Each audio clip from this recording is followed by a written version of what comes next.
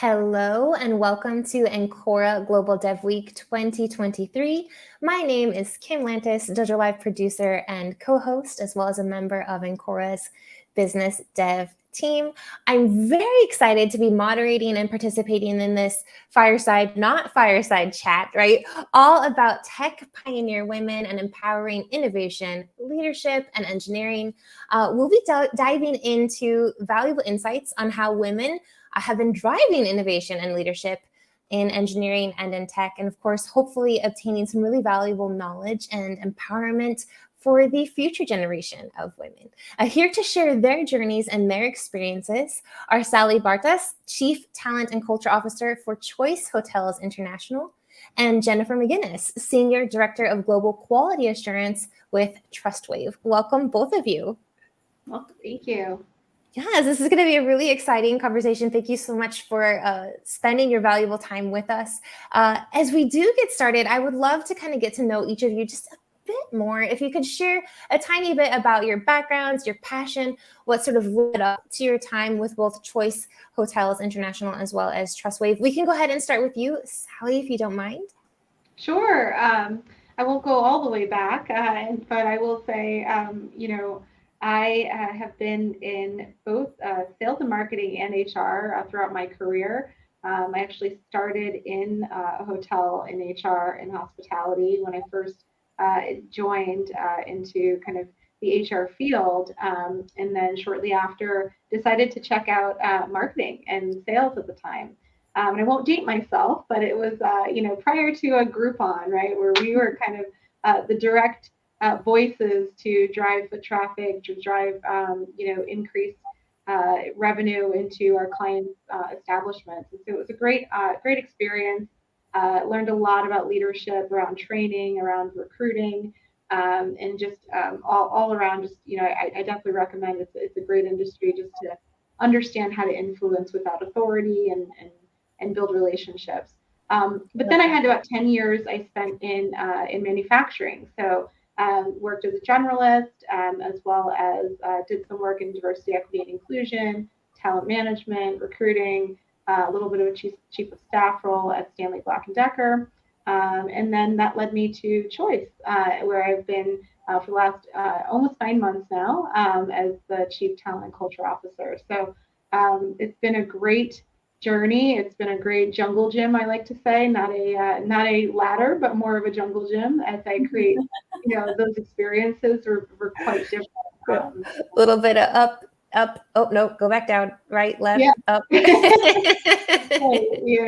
Just being open to anything, I think is important. But personally, I have two wonderful daughters, 11 and 5, and a great partner, husband who supports me in continuing my career and obviously supporting his. But and I reside in Maryland, right north of Baltimore. So. I love that. We're peas in a pod. I've got an 11-year-old and a 5-year-old daughter as well. All right, perfect. Great. So how about you, Jennifer? What's your story? Well, I also have 2 daughters. They are not 11 and 5, but I won't disclose ages. But anyway. So yeah, they're a lot of fun, especially when they're adults and get their own house. I will say that there is a lot of fun in your future. I have been in software for about 25 plus years, and I love it. I started off actually doing data entry as a temp at the first software company I worked at, and progressed into a receptionist role, and then technical support, and then quality assurance. And I had so much experience there where I got to do on-site trainings where I'd go to customer sites and perform the training for our products and stuff like that. Helped write training materials as well as our manuals and testing. And then I really got into testing, and that was it. I'm like, yep, this is where I belong, because I'm a picky person. I like to know how things work. I like to make sure they work. And, in QA, it just doesn't get any better than that, right? Like, you can get as technical as you want without having to write the code. So I love that story, the nitty gritty, learn as you go. It's actually one of the questions that we've got coming up, I think, and that's how you keep up with the latest technologies in education. So don't answer that yet. It is coming up. But your story is absolutely a fascinating one. So we're going to dive into it. But before we do continue, I would like to remind our audience that you can feel free to use that chat to leave comments, leave questions, and of course, share your own experience as women in tech or men supporting women in tech. We're all for that too. So let's start with this kind of first question I'd like to touch on today, and that's specifically women, right? What have you seen as maybe some of the unique perspectives, contributions that women are bringing to engineering, QA roles, leadership roles in the tech industry? And how do you think those qualities can be leveraged to drive positive change? I'll go first. Go for it. Yes. All right. So there's a difference, I think, when you're dealing. Let me back up. A lot of times I'm the only female in the room. So there's always that interesting dynamic. And I will say all the people I work with are great. They're honestly fantastic. They're very respectful. But there's always that difference in how things go. And I think for a female, at least for me, I like to know how something works. So some of the ways that I learn how something works is, of course, to try it. But I also like to read instructions first, right? Like, tell me what this really should do, so I don't form my own opinion, which I'm going to anyway, but let's make sure I'm in line with it, right? Whereas a lot of people, I see them, they're just like, I don't need to read the instructions. I don't know if you've ever built an IKEA furniture piece with somebody, like your partner, your husband, whatever. And honestly, I know my husband's like, I don't need to look at the instructions. And I'm like, I'm looking at instructions and making sure all the parts are there. And then I'm like, okay, we do this first. I get them all organized and then I go with it. And I can honestly say it's a different mindset than a lot of people have. So I think that women bring a lot of organization. It's just a natural thing for us to want to plan things out. Okay, I'm going to do this first, and then I'll do this, and I'll need you to do this. And so delegation, planning, I think a lot of that is just a natural thing. At least it is for me. So yeah, I would agree with that. I think there's also this idea of, women have continued roles, after they leave the workplace, and it doesn't stop. And I think, they also bring that to work. And I from a cultural perspective, I think there's a lot of diversity in perspective and how they bring people together. And, there's certain lenses, I think, that women have when they show up into a conference room or onto a project that maybe potentially other folks don't. So I think that they definitely bring that diversity to the work culture. And I think they do encourage teams to really think outside of the box and tend to be, more on the collaborative side. And it may be more of a generalization, but, from my experience, I think that there is almost this diverse lens that they bring in terms of how they would attack a certain, situation in much more than just a work setting. And to your point, I think there's an organizational thought process around it, and other factors that are involved around thinking about, well, we thought about it this way, and how would it land if we did it this particular way in our current environment. And so I think that's the kind of diversity women bring to to a team or to a workplace. It's kind of like that big picture thought. Sorry, I didn't mean to cut you off. No, go ahead, please. The big picture thinking, and I think I like to use the shopping analogy. I don't know about you guys. My husband and I go shopping. He knows one thing that he needs. He's going to go in and get it, and he's going to leave. Not me.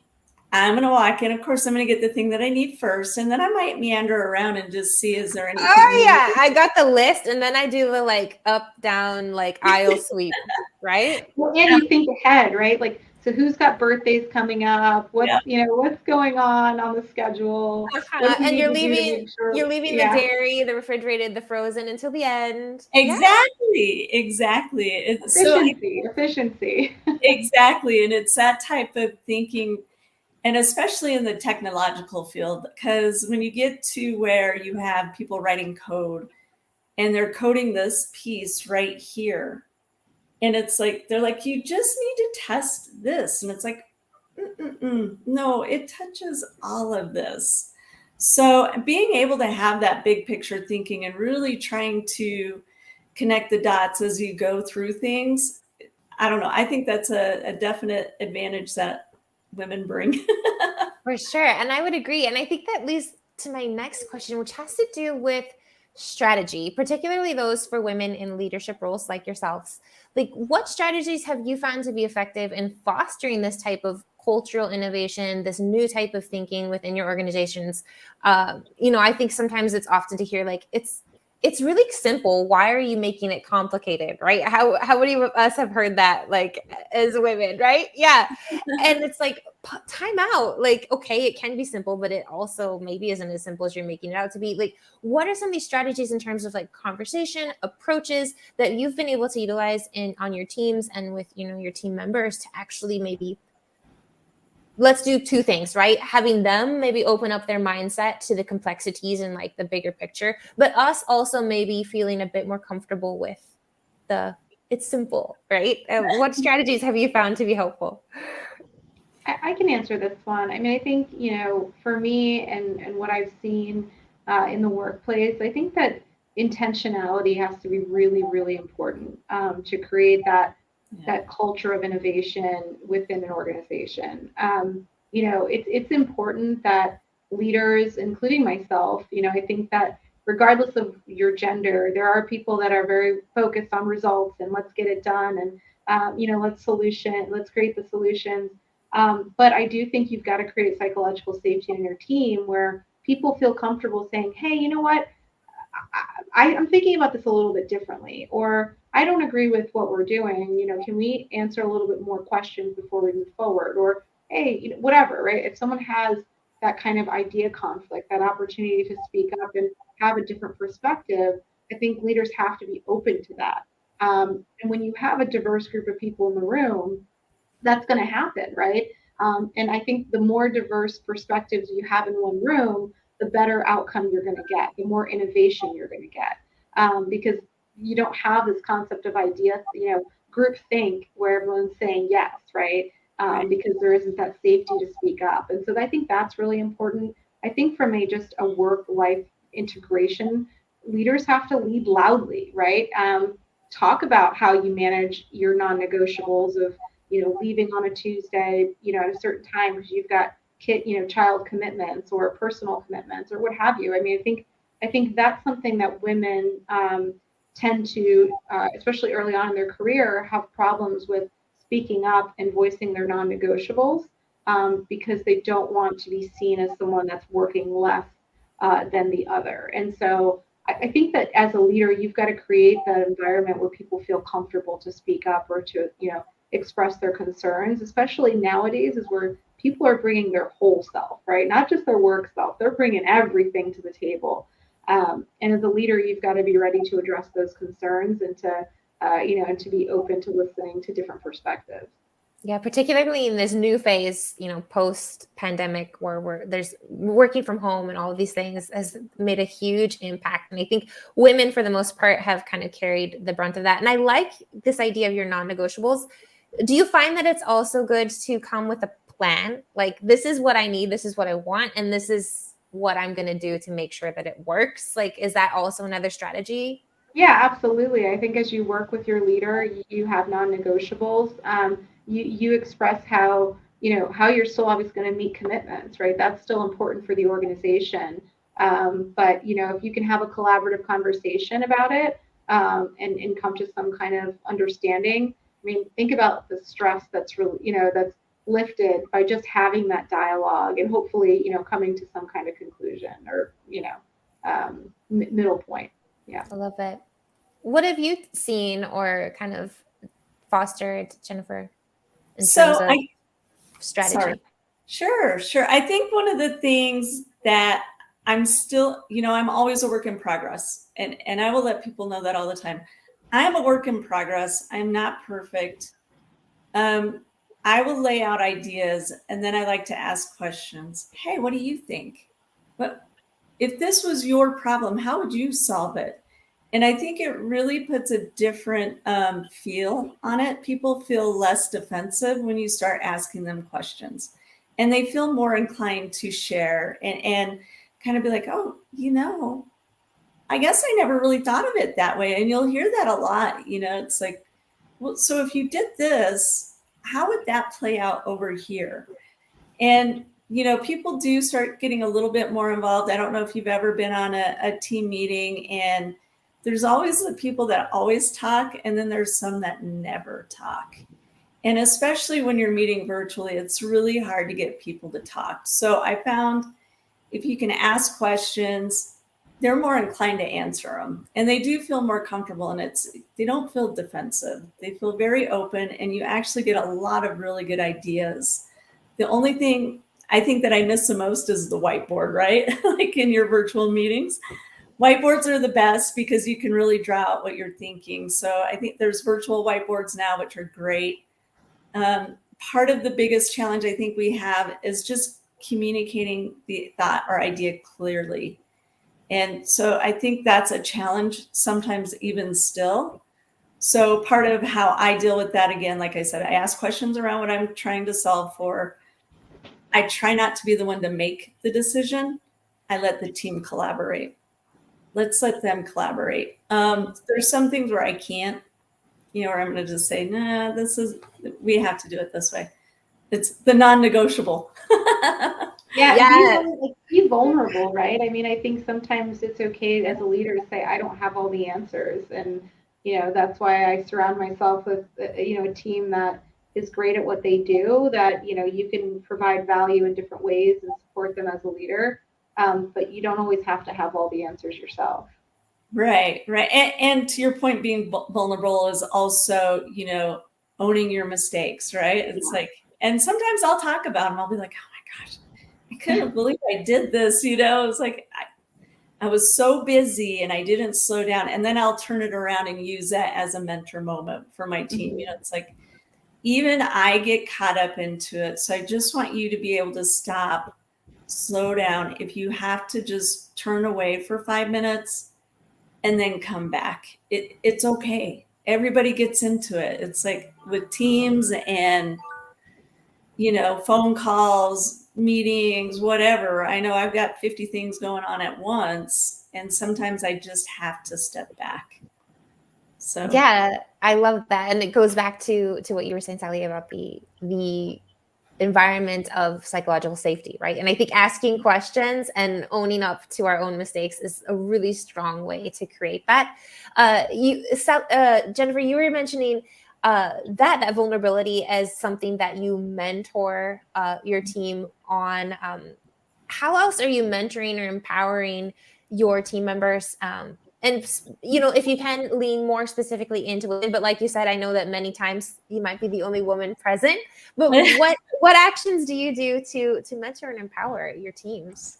This goes for both of you. One example would be today. There was an issue that came up, and I was like, oh my gosh, and I know the software fairly well, but I was like, yeah, I'm going to call the tester that works on this.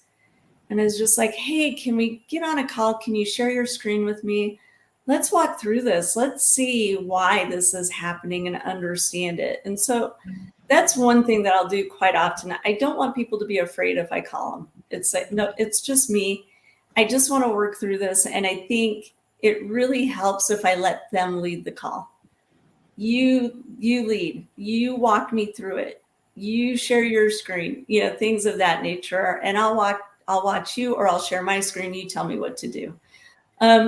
So that's some of the ways that I help to mentor, because it gets them thinking in a different mindset. Like, this is how our customers are using it. So understand, if you are a customer and you have this issue, this is what you're going to go through. So now, can you transfer that into a test case? Can you make that a scenario that we're testing for? So we don't have people that need to go through that, right? Like, let's prevent that. So that's one mentor moment thing. Another thing is, like I said, asking questions. And then I also like to try to put people in positions that they naturally gravitate to. And that's easier said than done. You have to spend time with people to understand what they naturally gravitate to. There's some people that are just natural at project management. They would be wonderful at project management. They're great at QA, but they would be amazing at project management. So you have to be willing to let them go and experience that, right? Like, it's okay, I'll do whatever it takes to get you there. If you're interested, of course they have to be interested, but pushing toward people's natural tendencies is hugely successful because they're not uncomfortable doing it. They do it naturally. Of course. So. I love that. Yeah, and I would just add, I think, helping them connect the dots and creating that bridge for them to network and, feel comfortable with seeking out, an outside-in mindset around what's going on in the industry, or, leveraging their strengths to share with other people as informal mentors. I also think that there's a difference between like coaching, which is someone who really talks with you, right? And then mentoring, who's someone that kind of talks at you to share what they've learned.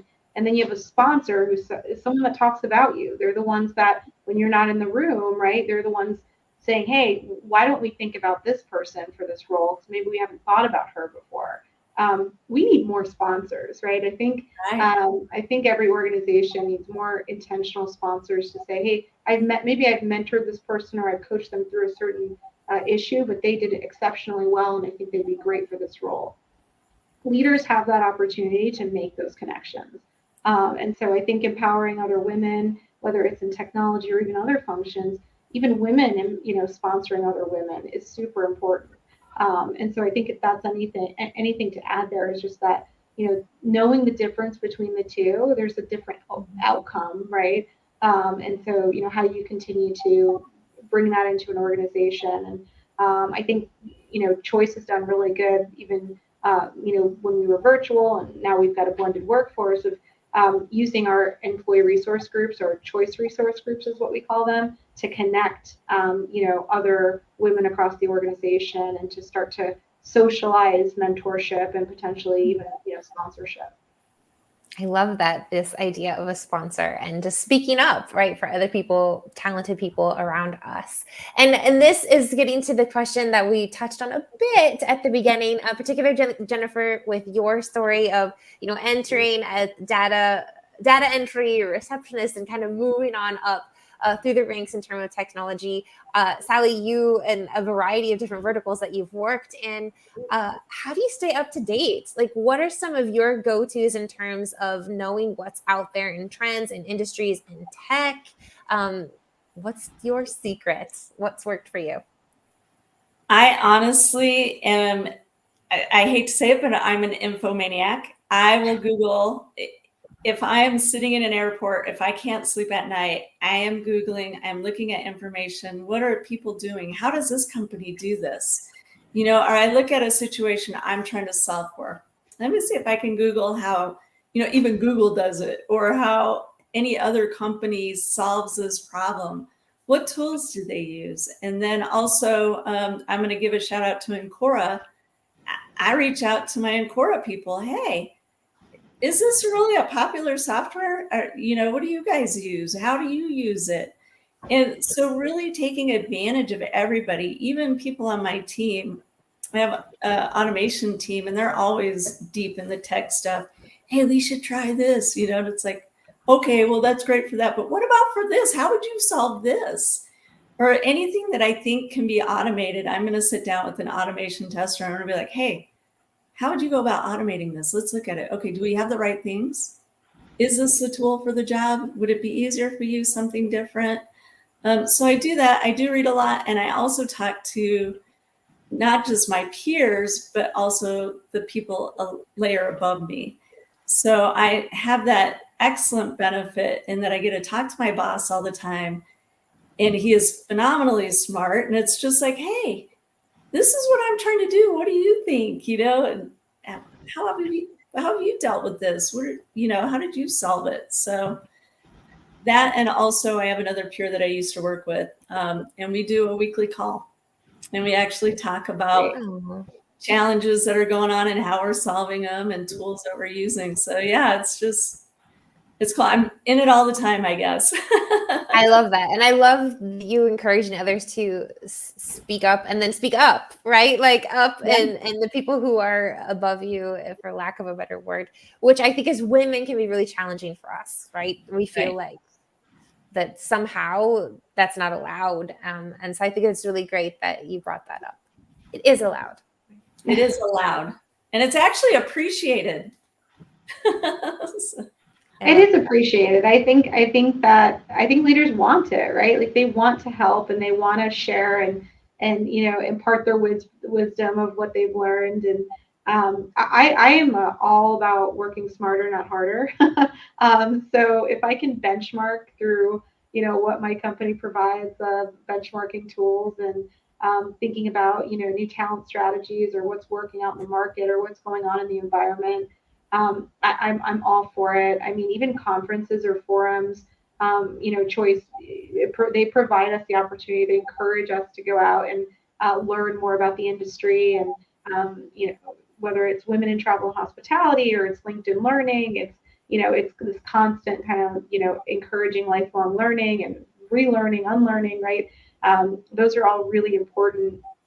And so anything like that, and then anything that's shortcut, I know I've used a couple apps out there that help kind of give you the high level of what you should know, right? What's going on in finance, what's going on in hospitality or what have you. So I tend to, again, work smarter, not harder. If there's things that can tell me what's going on in layman's terms, so, I can, because it's important to take that information and be able to, have that conversation with candidates or with associates or if you're at a networking event. Those things are really important.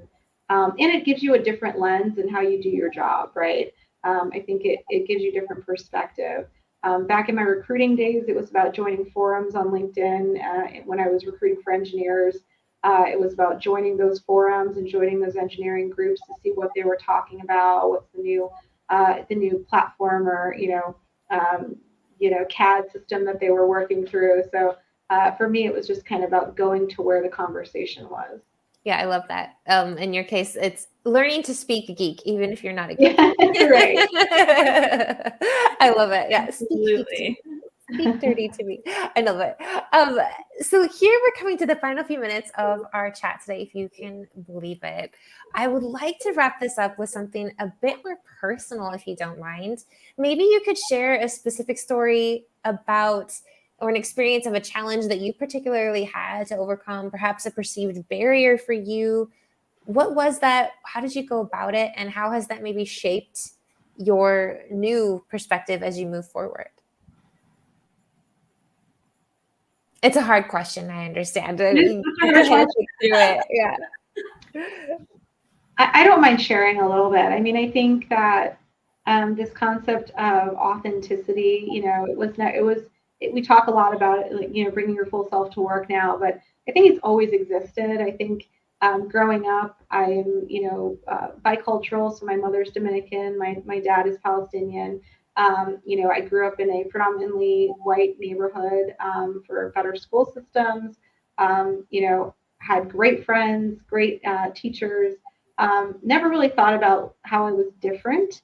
I think that as a young person, you just want to assimilate and just, assimilate, make friends, right? And so even going to college, still kind of the same thing. You hear things, people say things, you just kind of brush it off, and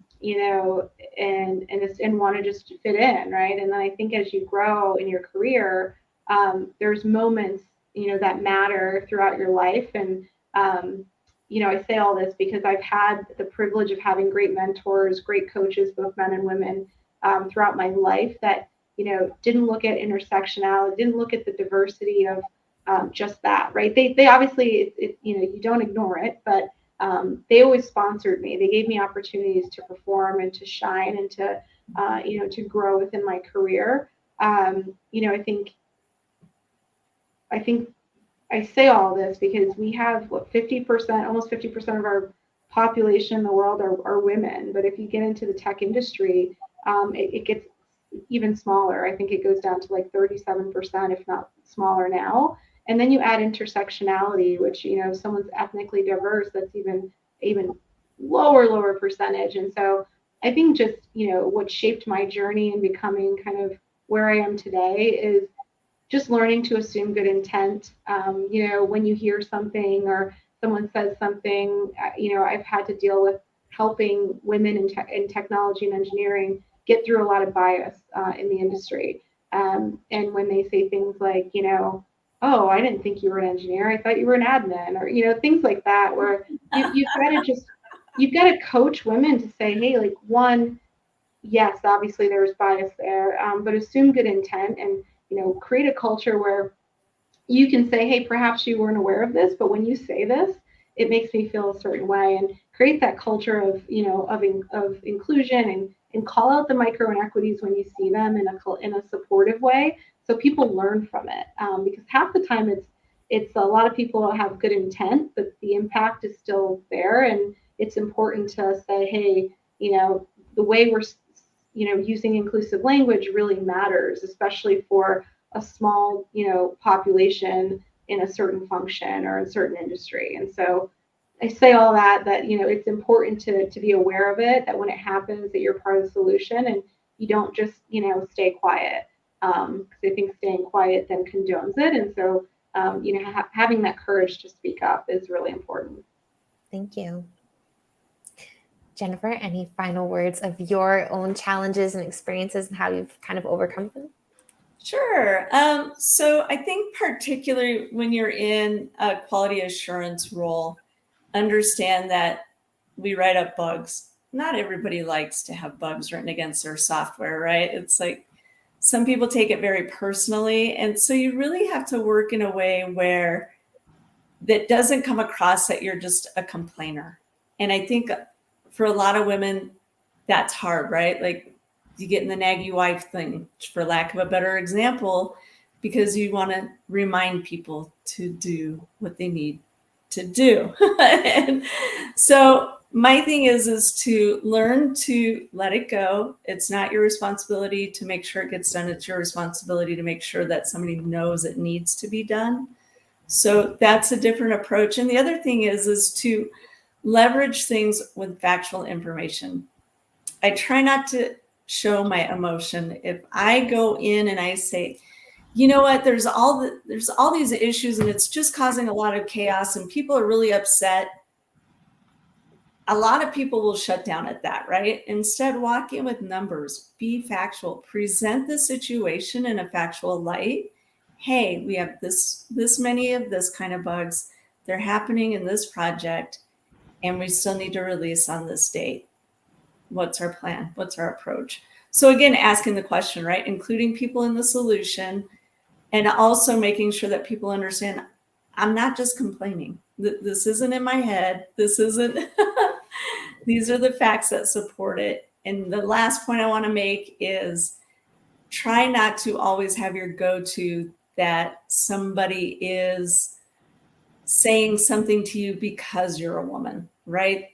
That's not always the case. Like you said, assume good intent. Until it's really proven otherwise, assume good intent. Don't always think they're against you because you're a woman. And a lot of times people aren't even against you. They're baffled by the situation, right? Or they're confused with the problem, or they're frustrated with what they have to deal with. And it has really nothing to do with you.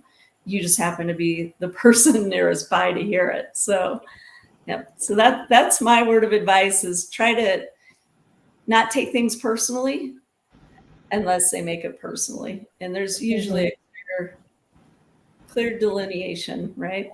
Yeah. Exactly. I think that's really great advice. I mean, as we walk away, what a great conversation with the two of you. Thank you so much. Assume good intent. Do speak up. Find your mentor. Find and sponsor those, right? Who you can, and so much more. Again, thank you for joining us. To those of you watching, again, let us know in the comments what you enjoyed most, what you learned, and of course, leave those questions. We'll be happy to answer them. And thank you, Sally. Thank you, Jennifer, once more. And our viewers, it's our hope that you'll join us again here on Encora Dev Week. You can, of course, check out all of the upcoming sessions on our website, devweek.encora.com. Past sessions as well. Check out our social platforms, or just stick around because we've got another great session coming up. Thank you so much once again. Thank you. Thank you. Bye. Bye for Bye. now.